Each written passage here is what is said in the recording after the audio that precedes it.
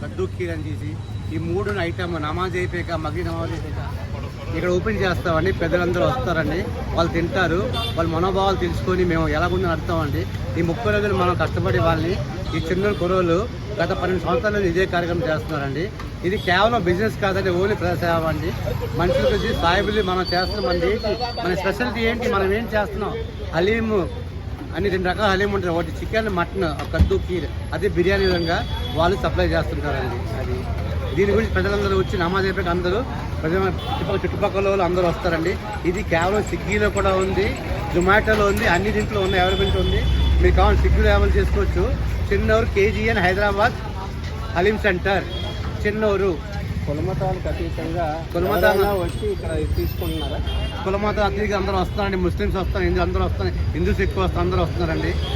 హిందూ ముస్లింలు అందరూ బాయిగా వస్తారు, అందరూ తింటున్నారండి. బాగుందని వస్తారు.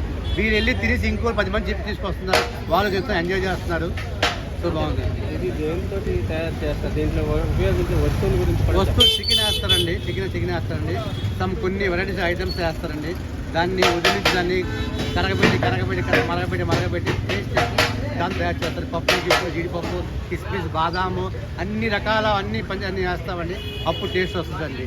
అలాగే మటన్ కూడా అన్ని ముక్కలు తీసి దుమ్ములు సపరేట్ చేసి ఓన్లీ పీస్ మీట్తో తయారు చేస్తారండి.